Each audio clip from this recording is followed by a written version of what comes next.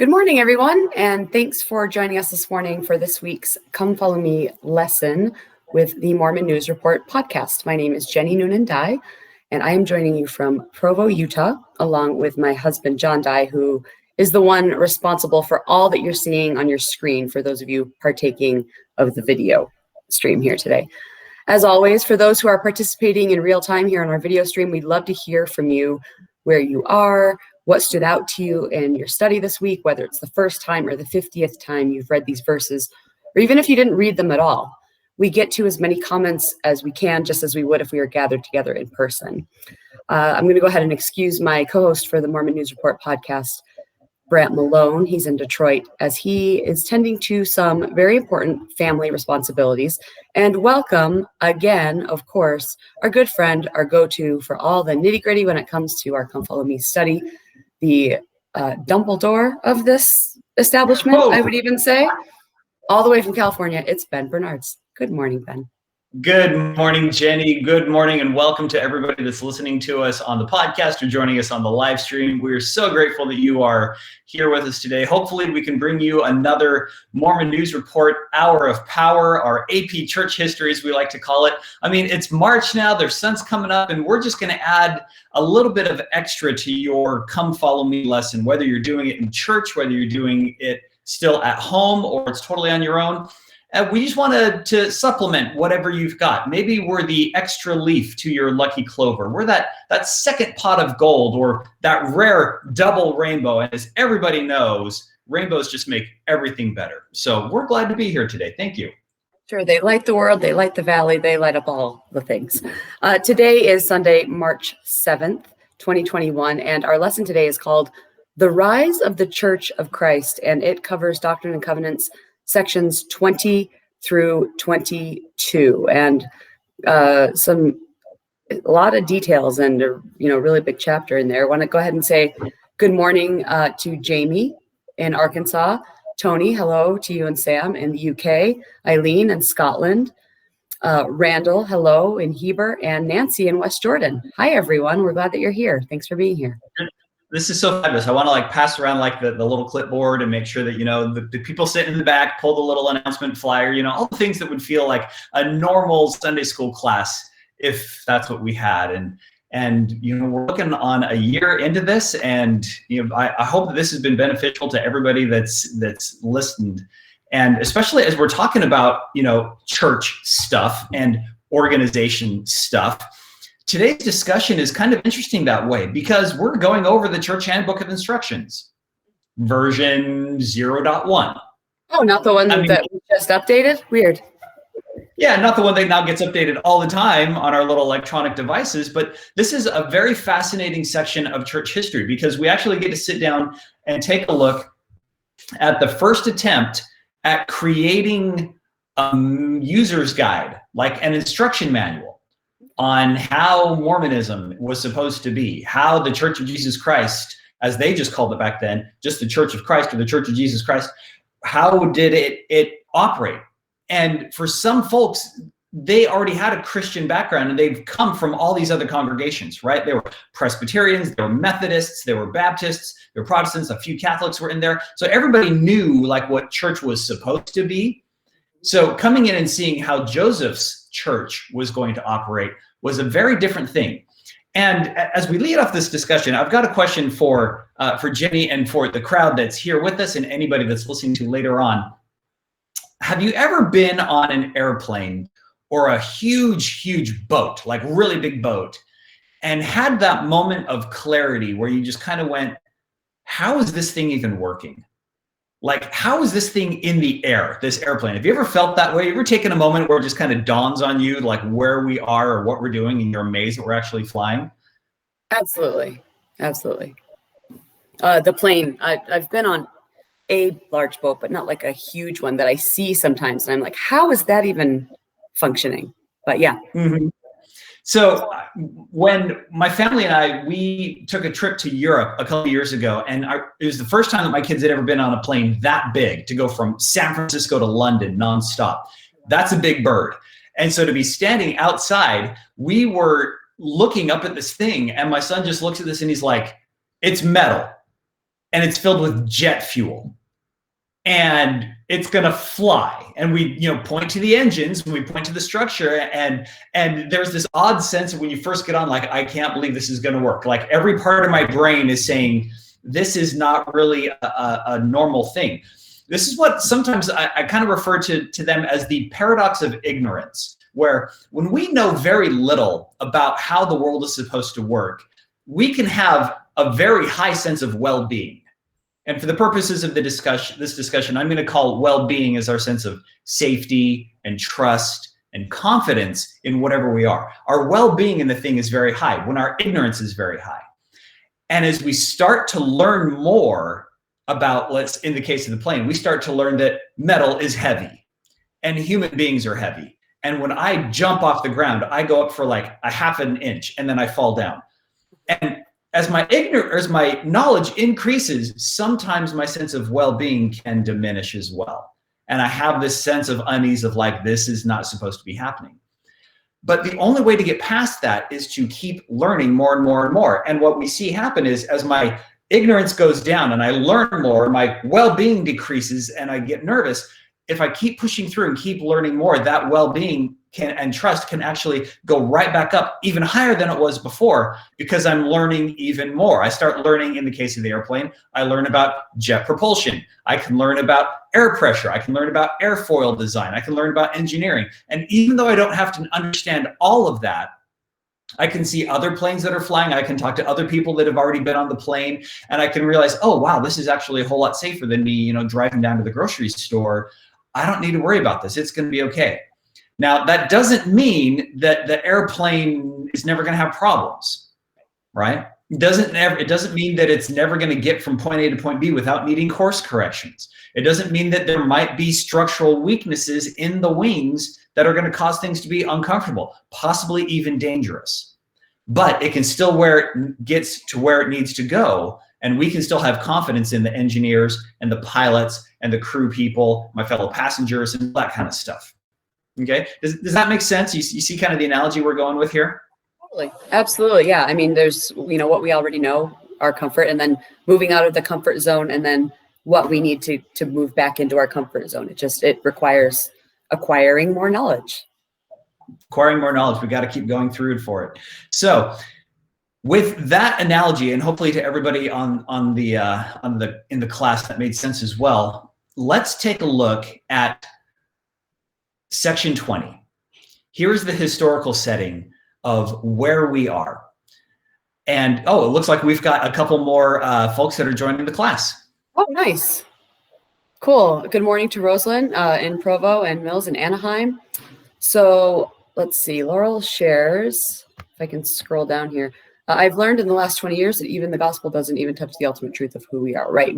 There is always more to learn. I really like, Ben, what you said about that it's actually safer to fly than getting in your car and driving to the store, because sometimes it is that statistical information, right, that is comforting.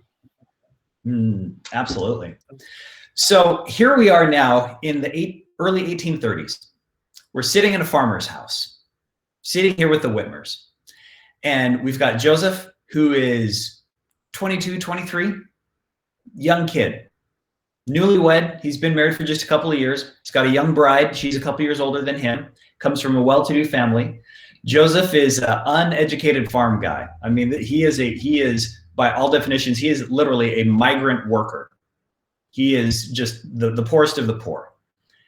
And all his buddies are just like him. You've got one guy that's a migrant school teacher, another guy that was kind of a wealthy farmer that had been there settled for a while. And this ragtag bunch of well-intending, God-fearing disciples have been through so much in just the past several years. And now they finally say, we're going to pull this together. For the first time ever, they presented a document for the ratification of the church that was then titled as the Articles and Covenants of the Church.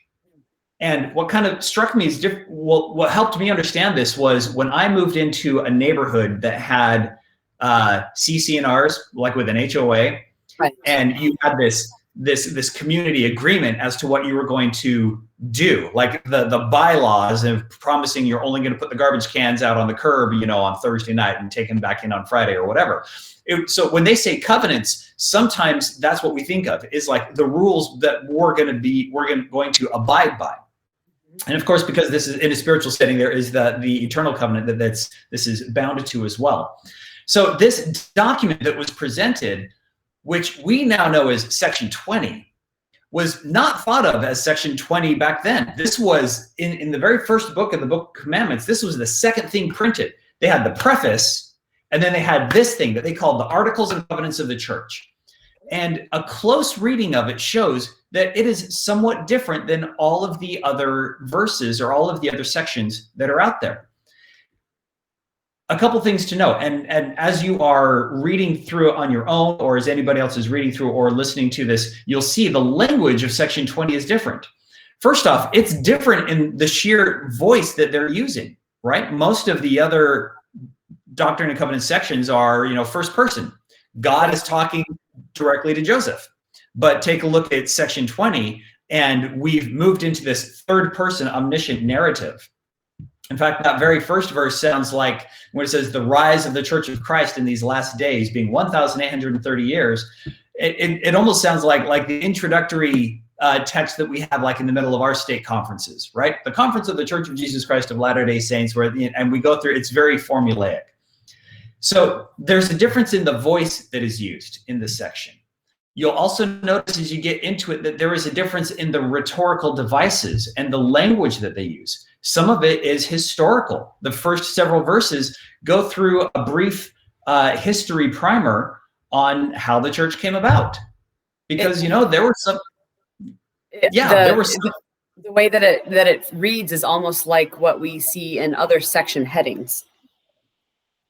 Absolutely. Where it's like, hey, here's a brief background of what's going on. And considering that these are people that are sitting in the room, and a lot of them were familiar, like the Whitmer family, they'd heard Joseph's story, Oliver Cowdery and the rest of the Smiths, they were all familiar, but there was a couple other people there that may not have been 100% up to speed on everything that was going on. So let's give this out as part of a historical record and say, here's where we came from. There's some administrative stuff in here. In fact, there's even this, at the very end of the section, there's the earliest versions of what we would think of as a membership record, where we say, as you're going around and you're visiting other members and people don't know who the heck you are, get a slip of paper with a note from the teacher that says, yes, I promise this guy's a good Latter-day Saint. He's been baptized, and you can trust him that he is who he is.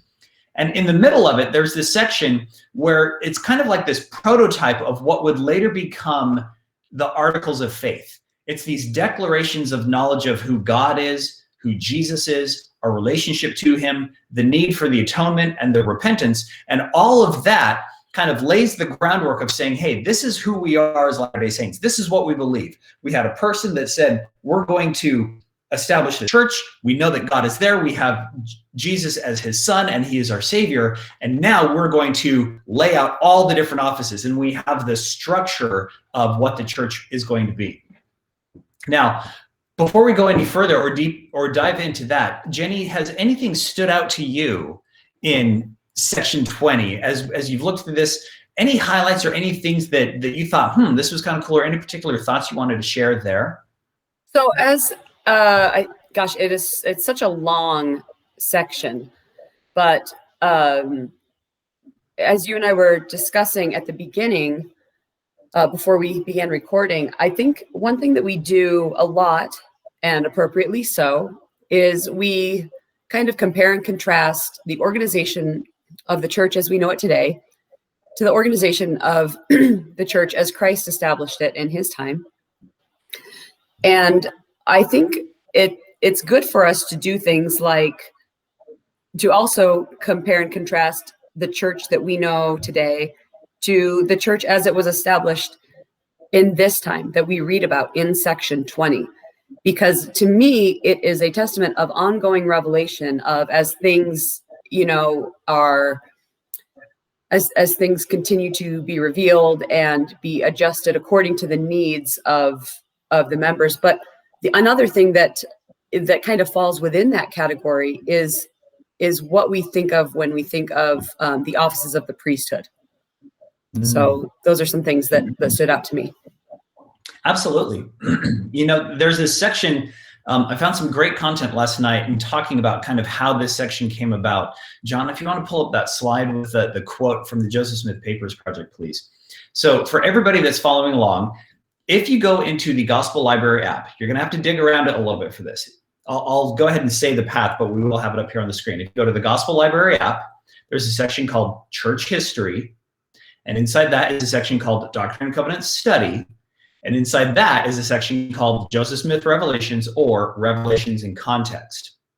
This is just additional historical background of information that kind of shares where these sections came from and what was happening in the world at the same time. So listen to this. This is a specific section about section 20, the actual revelation itself. The preparations had been underway to write this section since at least June 1829.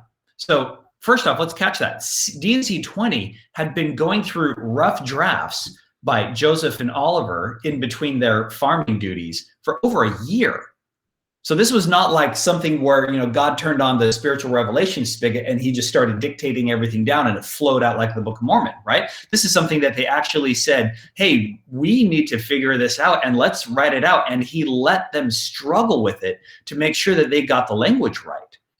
So preparations had been underway since at least June 1829. In that month, Joseph Smith dictated the revelation for Oliver Cowdery that would become D&C 18. And in it, Oliver was instructed to, quote, build up my church and my gospel and my rock. In doing so, Cowdery was told to, quote, rely upon the things which are written. So if you go back in D&C 18, you'll see that verse. Now, here is the interesting piece of where the earliest structure of the church came from. When I was growing up, I always thought that God just came down and said, Joseph Oliver, do it like this. And it appears that wasn't the case. So back to the Revelations in Context. It says, the Book of Mormon translation was nearly finished, and Cowdery indeed used the manuscript as he began to outline the polity of the new church. Cowdery produced a document that he called the Articles of the Church of Christ in preparation for the organization of the church. Much of this document was either a direct quotation or a close paragraph from the Book of Mormon manuscript. Like the Nephite church, this new church would have priests and teachers. It would also have disciples or elders. And the June 1829 revelation also appointed Cowdery and David Whitmer to select 12 who would serve as apostles, sent out to spread the church's new message. So in other words, when he is sitting here going, okay, I need to lay out the handbook of instructions of how are we going to do baptism? Who's going to be in charge of what? What kind of offices are we going to have? Oliver got the opportunity to sit back and go, okay, well, let me dig into this Book of Mormon. And thankfully he was familiar with it. So he could remember the story of Alma the Younger baptizing in the waters of Mormon. And when he baptized, it said he went down into the water with them. And here are the words that he said. And then later on in 3rd Nephi, when Jesus comes and visits the Nephites, and Jesus told the Nephites specifically, here are the words that you should say. And then in Moroni, when Moroni says, just so you know, anybody out there that's tuning into this in the future, if anybody was curious about how we did our own ordinances to remember the Lord's Supper, these just happen to be the words that we used. And then he lists the prayers for the bread and water. And in that, Oliver goes, okay, let's use that as a starting point and let's build on that. And so he writes all of that down, and this is what we now see in D&C 2077. It eventually became canonized, and now we have these roles that come up. So in previous discussions, in previous classes, we had talked about pro tips, these little parts of our spiritual emotional toolkit in dealing with church history stuff, right? And we're going to get to another one here as well. And it's helpful for us to understand and recognize what these early church priesthood offices were.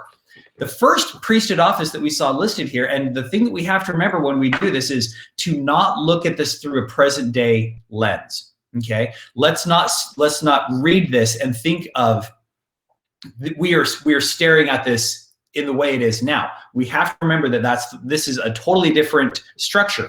So the first thing that they pulled up was an office that they called a deacon. Now, this was not a 12-year-old boy. These were usually the adult men. The deacon's job was to be a groundskeeper, a custodian, a non-ceremonial work. These were the people that were shoveling snow. They were splitting firewood. They were actually in charge of keeping the fires warm. They were kind of, I like to think of them as like somewhere between a Hagrid and a Mr. Filch, to carry on the Harry Potter analogy. Sure. And the word for this actually comes back from the Greek diakonos, which literally means a servant or a messenger or a courier or a person who waits or a person who passes by with the wind. So they had to have somebody who says, okay, from a church perspective, we need a custodian, a groundskeeper. All right, so that's what the deacon originally was. And this was a role that they actually borrowed from the other Christian congregations around them at the time. The Presbyterians, the Baptists, the Methodists, all of these always had some sort of a person who was listed as the deacon. They were the groundskeeper of the church. So when they stand up their own church, like, you know what? Yeah, sure, we could totally do that as well. That totally makes sense. So the next role that they had was a person who was not in charge of the grounds, but they weren't doing ceremonies or anything like that. They were the ones that were in charge of the preaching. They were the ones doing the sermons. They were the ones doing all of the gospel study. And they also had this itinerant role of being a spiritual and, quite frankly, a social disciplinarian. That's and the term they simply used was teacher. That's kind of this catch-all phrase that we certainly think of very differently nowadays. To carry on the Harry Potter analogy, this is probably a mix between like a Dumbledore and a Professor McGonagall kind of a person, right? So they would go and they were in charge of settling disputes. And in fact, it even says that part of the culture of the time that the early saints had was it was not uncommon for a respected clergyman to go house to house to double check that you are following and walking in a good Christian path. You're saying your prayers, reading your scriptures, having family home evening, which they didn't do back then, but you know what I mean. But also they were used as a sort of low level authoritarian to settle disputes and arguments. That if they could not get things to work out the right way that they wanted, they would pull in the teacher or the pastor, from all these other congregations. They'd bring this other person in to settle their dispute. And there was a very high respect for that local level to settle arguments. Last summer, my family and I were reading through the Saints Volume 1, History of the Church. And in it, I pointed out the times where, thankfully, they told stories of how Joseph Smith would fight with his brothers. He had one in particular, a younger brother named William. Those two did not get along. And when they were in the Kirtland era, everybody knew it because people are coming and going and you're staying with other family members, and lots of families were living together, and there was very little privacy, and there was a whole lot of communality. Everybody was around together. And so if you're having a fight with your wife about something, the neighbors would hear it and people would be talking. If you're getting into fist fights with Brother William, which Joseph did, people would see it. And at one time, after they were dealing with the Kirtland Temple, they got into this huge argument, Joseph and William did. And they tried to pull in other people that were like these pastors and these teachers to help them settle the argument. And they said, Joseph recognized that he was wrong and he had said something insulting, and William was totally upset. So that's kind of the role of what a teacher would do back then. Okay. That makes sense? Everybody still with me so far? I think so. Yeah. I'm trying to, I'd like the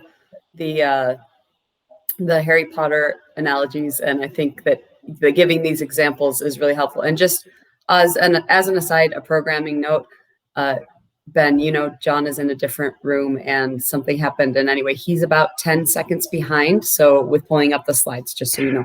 Hey guys, I refreshed, so we should be good now. Awesome. No worries. So we've talked a little bit about what the early version of a deacon was, the early version of a teacher was. Now, this brings us to the third one, the early version of a priest. The simplest description that I would come up with was, this is the ceremonial officiant. And the only ceremonies they had at the time was baptism and what they labeled the sacrament. Other people called it the Lord's Supper Other people called it the Last Supper. Other people called it partaking of bread and wine in memory of Jesus. Different names for it. Some people just flat out called it communion. Now, the difference here was that the people believed that the priest was a separate class in and of itself, that they were the ones that were actually officiating on behalf of humans towards God and intervening on behalf of God towards humans. So the priest class in many other faiths was separate and distinct from the teacher class. The priestly class was this group that was expected to be perpetually holy, that was expected to be perpetually devoted to things of God. If you've ever gone to or seen photos of monks in Buddhism with the shaved heads and the yellow robes, that is actually a fabulous example because that was, for those people, for some of them, it's actually a short-term temporary thing where they're expected to be devoted to be a monk for a certain time and then they come back. For a priest in Christianity in those early days, the priest was kind of this separate person that wasn't necessarily in charge of the grounds, and they weren't in charge of doing all the teacher stuff. They were viewed as this conduit between humans and God. And so they were the only ones that could officiate a ceremony. Now, those are the three main offices that they had, and those were all part of the lesser priesthood. And like we said earlier, these were not young boys. These were adult men. Okay, so these were the grown-ups. And they did not view them as an automatic pathway from one to the other the same way that we do. These were three distinct horizontally lateral classes that people could be assigned to or called to depending on whatever the needs were. So you'd have people that would spend a lot of time there. Maybe their only job in the church was a deacon. Maybe their only job in the church was a teacher. And maybe their only, for another person, their only job was to be the priest, the person doing the ceremonies. Okay? Yeah, that definition of priest really does, that's exactly what I thought of. It aligns with, the backgrounds of, like you said, where many of them came from with their own Christian backgrounds. And even today, I know when, talking with people who aren't familiar with the structure of how we have the organization of the church now, to say that a 16-year-old boy or a 17-year-old boy is a priest is kind of like, wait, what?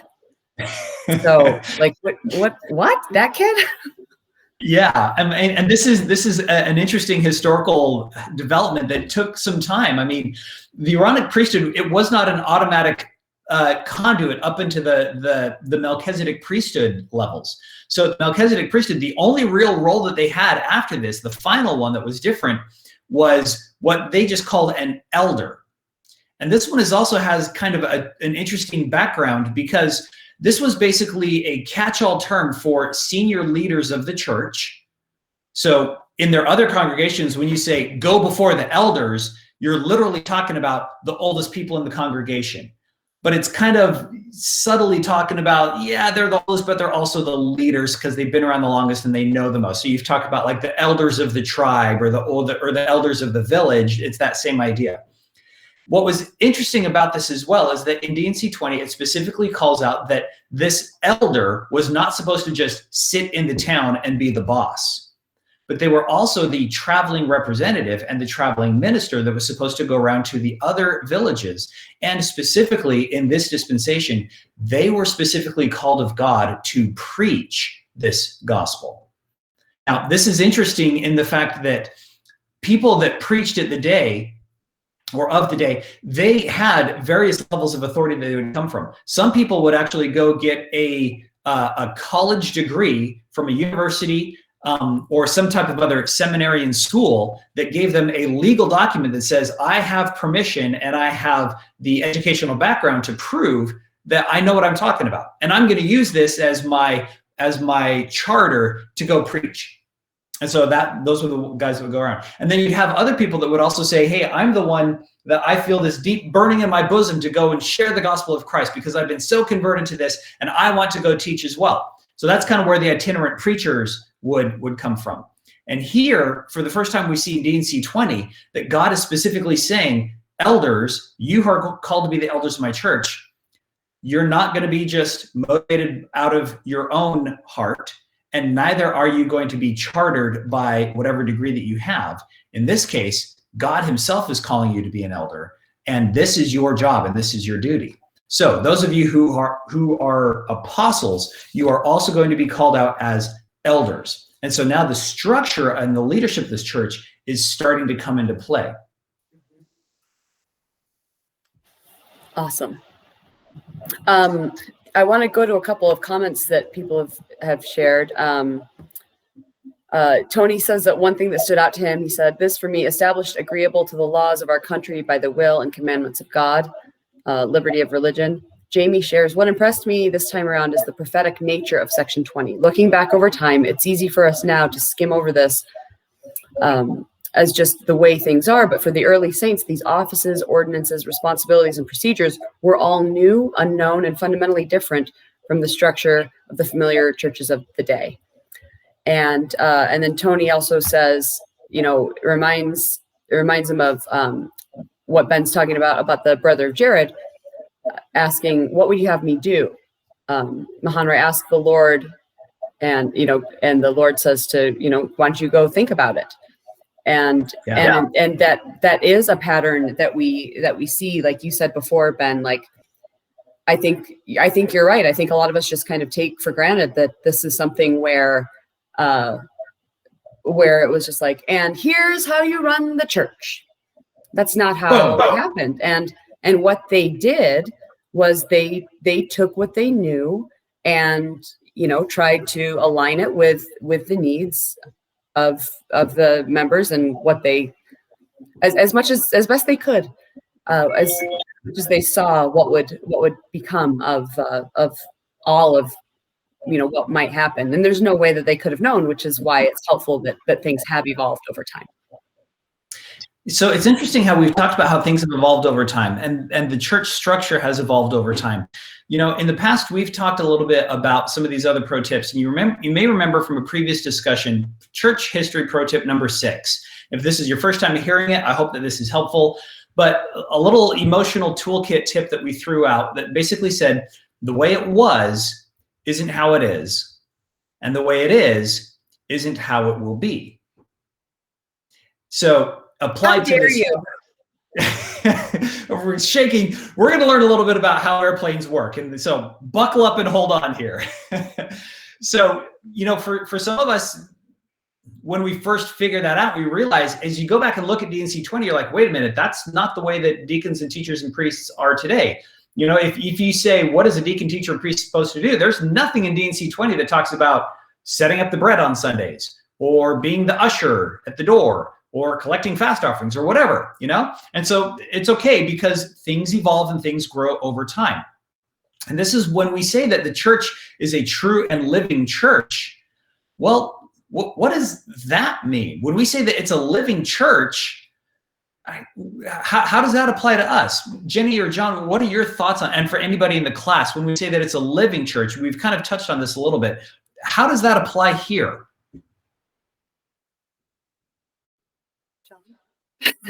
I'll kind of, it's kind of a repeat of what I said before, and we've talked about this often, but that while we often refer to it as the restored gospel, we need to remember that the gospel is being restored. It is active.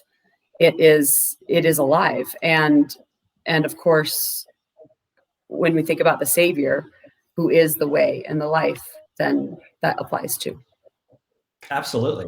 When I was thinking about it this morning, and I thought, my skin, the skin on my body is living, but it's never the same skin every few weeks, right? My hair is living, but the hair I have now is very different than what it was when I was little. What about trees? What about the olive trees? Everything that we still see, that yes, as has been said, it's still changing. To quote or to roughly paraphrase a movie, Men in Black, when we have this idea about how things change, sometimes looking back over the past, we were so certain about the way that things used to be. 500 years ago, from a spiritual perspective, 500 years ago, everybody knew that the mother church in Europe had apostolic authority. 50 years ago, everybody in Mormonism just knew that only whites could hold the priesthood. And 5 years ago, everybody knew that only boys could witness priesthood ordinances. So imagine what we'll know tomorrow. Maybe that's what we mean when we say it's a living church, that things are changing. Yeah, That's what I Ben, think. one thought. Can you hear me? Yep. All right. One thought that I had, and disembodied voice here, but to your point last week, if people haven't watched what we recorded last week, where we talked about a pond, right? A stagnant pond where there isn't any inlet or outlet. Over time that becomes less than pertinent to people. What I love about our church is we do take what's relevant for the day. We are impacted by culture, and I'll say that with the caveat, meaning what you say here in this slide, the way it was isn't how it is. The way it is isn't how it will be.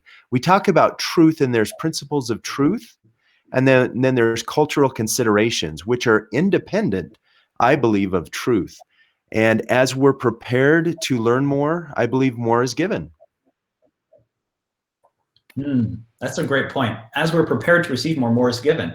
So God doesn't expect us to exist in a vacuum, right? He doesn't expect us to exercise our faith in him and to walk our journey of discipleship with him completely ascetically cut off from the rest of humanity, right? We have to figure out our place amongst our brothers and sisters around us. And that means letting a little bit of that world in with us. So for Joseph's Day, we say, hey, let's get a handful of people here together and we're going to organize a church in this form. Then, okay, that's the culture that we've got. Hey, these converts, they're familiar with the deacons and the teachers. That's okay.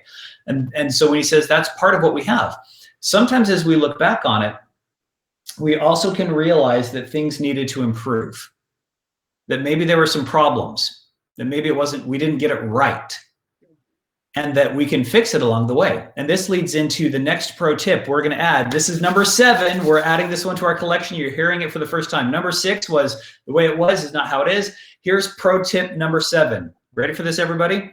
I'm going to see if we can say this clearly. Inspired doesn't mean flawless. Flawed doesn't mean useless.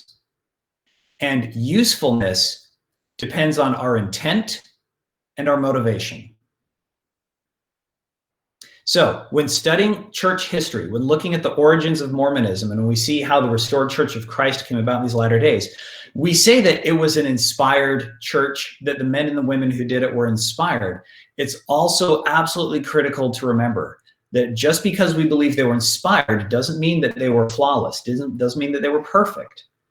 And simultaneously, what feels like a contradiction, the fact that they and like us were flawed doesn't mean that they were useless, doesn't mean that they couldn't do what they were supposed to do.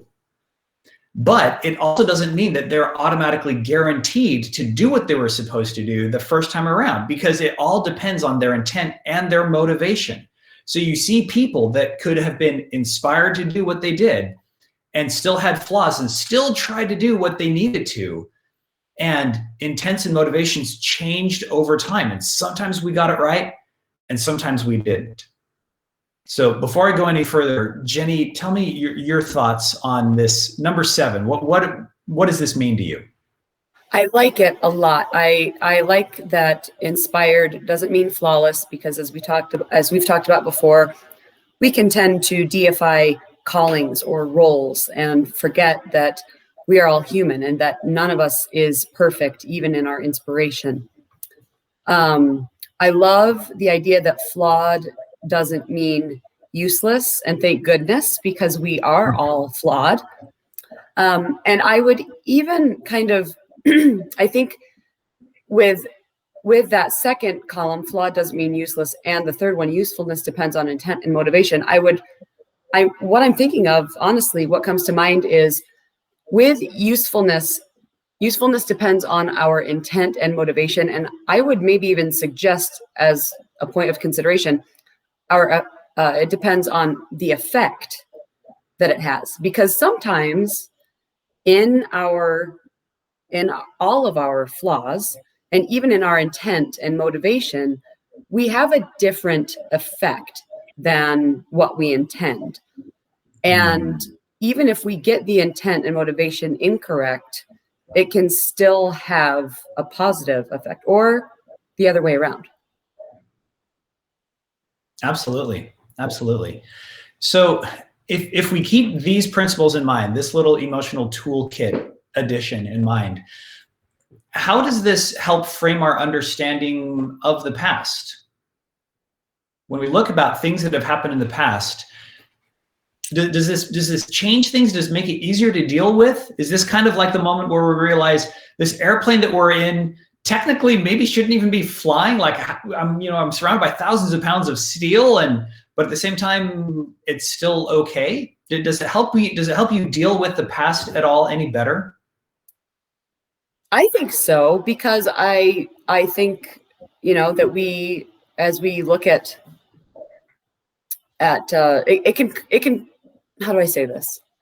It can potentially cause some maybe cognitive dissonance to call this entire experience or organization or whatever aspect of it perfect, while also looking and saying, well, that clearly did not work or doesn't work, and whether or not it's because it has changed or not, just, again, looking at the effect of it.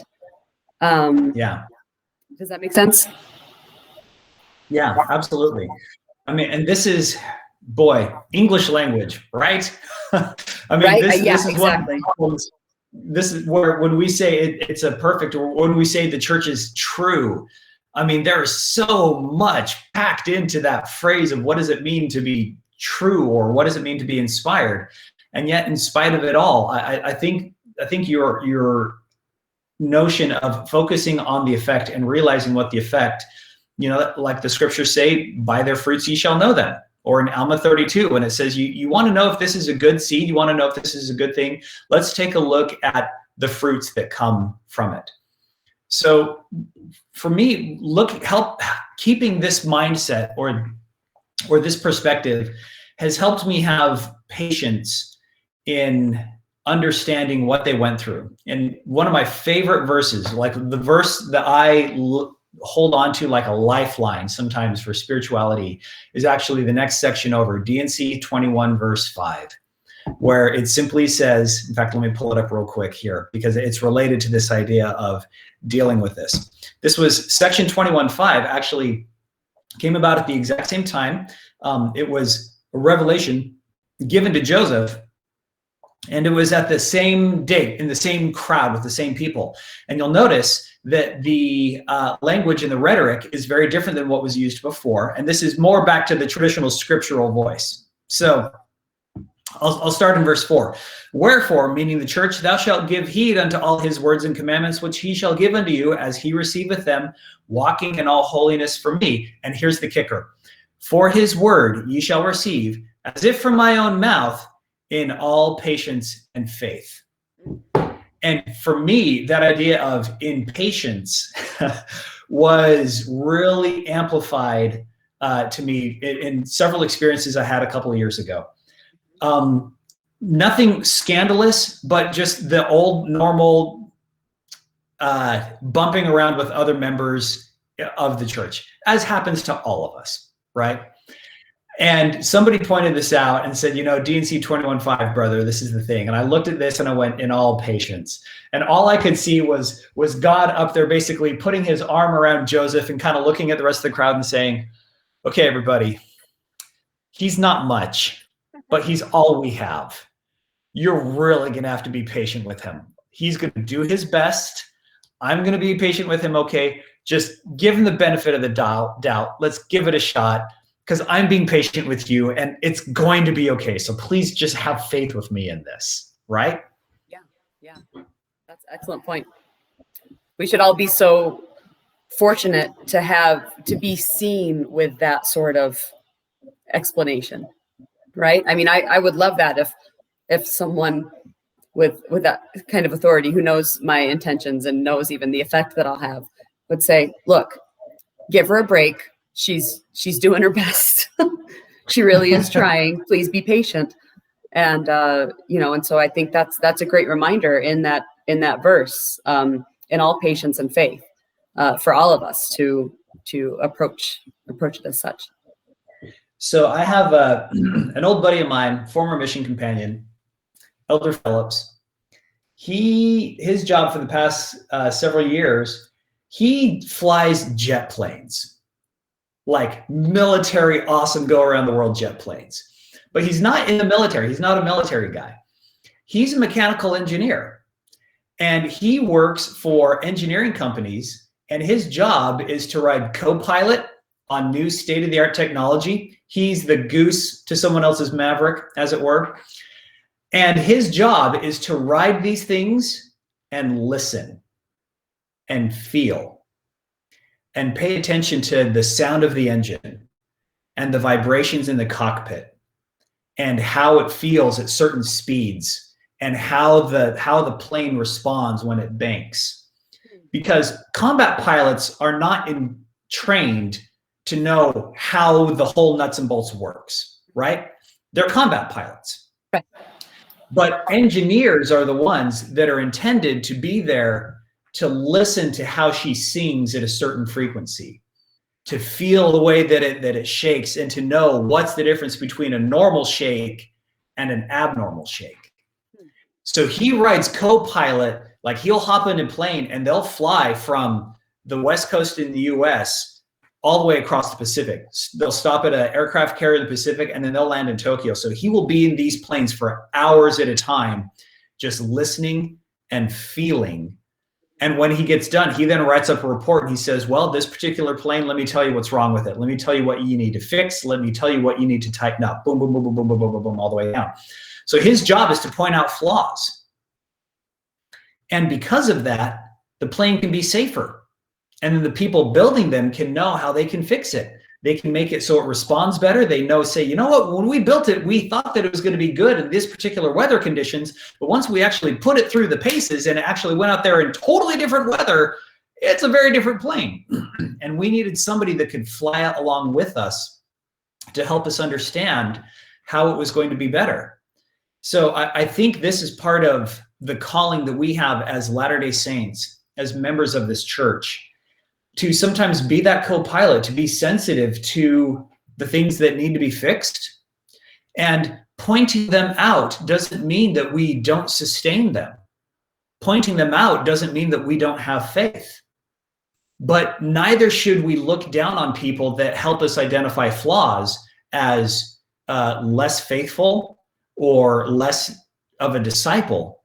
Because part of this job is for all of us to help this get to the end together. When we say that it's led by a living prophet, it doesn't mean perfect. It doesn't mean flawless. There have been several talks over the past several years in General Conference where we've actually admitted this. You know, Jeffrey R. Holland, he says, from time to time, there will adjustments need to be made. So please don't hyperventilate when they do, because it's going to be okay. So I hope, one of my hopes from this little discussion we've had is a realistic expectation of how the organization and inspiration and all of us work together, and still have all of that based on a foundation of Jesus Christ, that we can trust in him, even though everything else may have issues around it. We may have problems along the way, but because we're squared up on his true cornerstone, and because we are built on him as the bedrock of this faith, it's going to be fine. Awesome. Wow, I don't think I could have summed it up any better than that. Thank you so much, Ben. We are actually about out of time. So I want to, again, thank you, everyone who has participated in this lesson today, whether through listening on the Mormon News Report podcast feed later, or right here on the live broadcast on our Facebook page. Thank you to those who left comments and thoughts. Let us know where you're watching from, listening from, and even to those who remain silent. We are so glad that you are here. Thank you. As always, thank you to John, who is the one responsible for the things that you see here on the screen. He puts a lot of time and work into this, and we're very grateful. Of course, thank you, Ben. We really appreciate your pro tips. They have been very helpful to me as I've been studying, and I recall the things that you that you've brought to our attention. I'm really grateful for that. Next week, we will do this again on Sunday, March 14th. The name of the lesson is Strengthen the Church, and it covers Doctrine and Covenants sections 23 through 26. I am particularly excited about what these sections have to do with strength and the establishment of the church. And I've been emotional leading up to it that I think next week is a year that we've been doing this. So yay! I think that it was the second week of March that we did it the first time, I think. And then I think the third week of March, we're like, well, we're still on lockdown, so let's try this one more time. Let's keep going. Let's see how long it lasts. So here we are. So thank you so much for spending your time with us. We really appreciate it. Once again, my name is Jenny Noonan Dye, and we're, on behalf of myself and John and Ben and Brant and everyone with the Mormon News Report podcast, thank you so much. And we will see you again next week. Have a great week.